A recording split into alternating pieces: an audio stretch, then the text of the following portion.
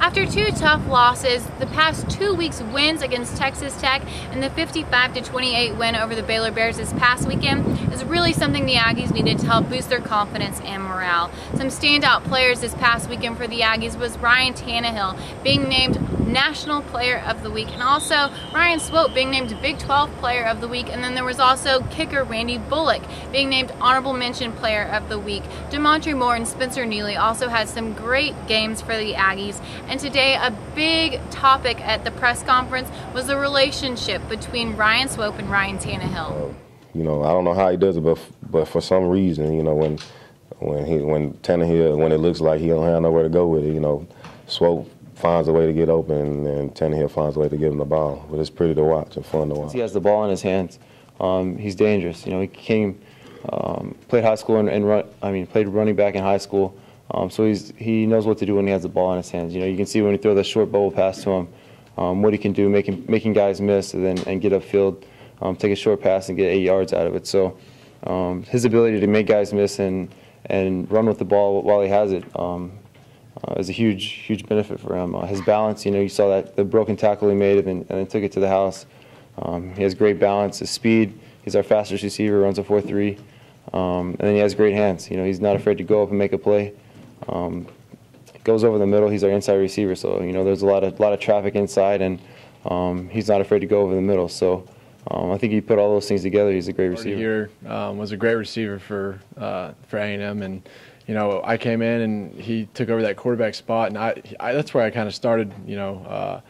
Baby steps. He kind of helped me with everything and kind of molded me into the receiver I am today. Hats off to Coach Walters, who's helped me become a receiver also. I learned from the best of the best. He had a great career in the NFL. We recruited him as a slot receiver. We thought he would be a return guy as well, but the position he's playing is the position we recruited him for. The nice thing about him, I think in that position you want a guy who's good with the ball in his hands. And college football today, those slot positions, to have a hybrid guy that's played some running back that can catch the football and do something with his hands, those little bubbles, we don't do a lot of that stuff. But when you just get the ball in his hands quickly, it's no different than tossing the ball to a back, but only out in space. So he was what he did in high school demonstrated that he'd be able to play that position for us. It's a Wes Welker type, but actually he's one of my favorite football players to watch play the game. I think he plays it with great effort, and he's so fearless. He's bigger than Wes, actually, but he's that type of player, that type of competitor, I believe. But he's a little bit bigger version, which is good. It always starts up front in the trenches. Coach Sherman always strives that, and they did a great job. Jeff, he's such an explosive receiver. He had a great day on Saturday as well. He had some big third down catches, and our offense is loaded with so many weapons. Like Easy had a great day also, and then you got such an explosive backfield. It kind of spreads. You got to spread the ball around it. It makes it tough on defense. You can't pinpoint one guy,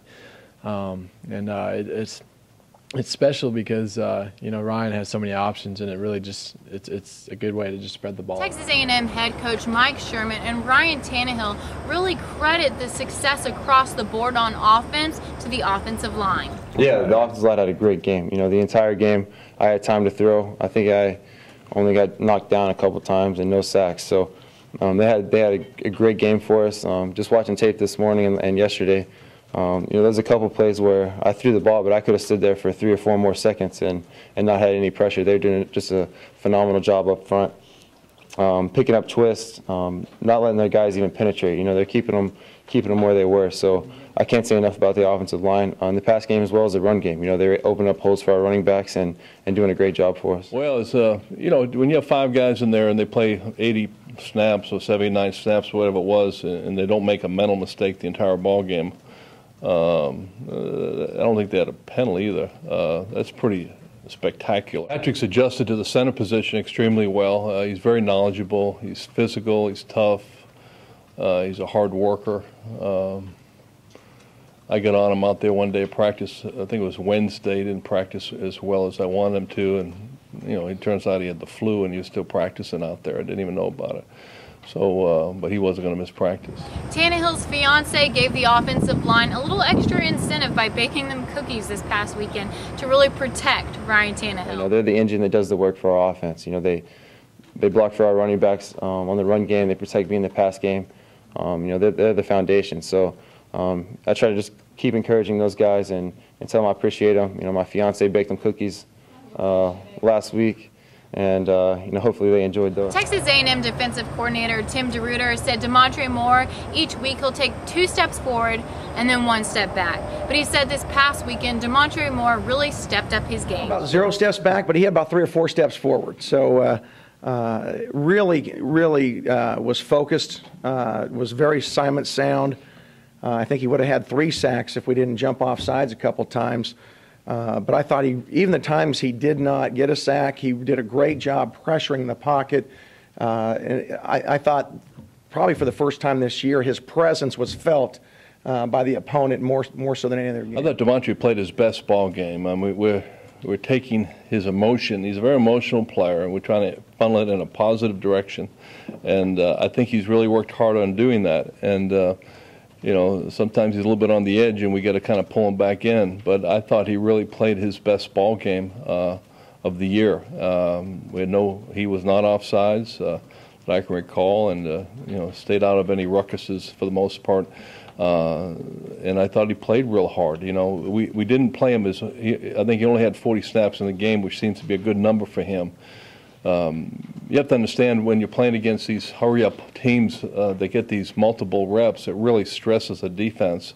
And you can be a heck of a player for 40 plays, but maybe a so-so player for 70 plays. So I think the fact that we minimized some of the repetitions our guys had allowed us an opportunity to play a little bit better at times, and I think DeMontre definitely benefited from that. The Aggies have had 2 successful weekends, but quarterback Ryan Tannehill said that does not mean the Aggies are going to let up in preparation for Iowa State. He said he knows if they let up, that's when bad things happen. Senior defensive end Tony Jerod-Eddie said that they're preparing for Iowa State like it's the most important game of the season, because it is the next game of the season, and so therefore it is the most important. In College Station, I'm Courtney Rowland for Rivals.com.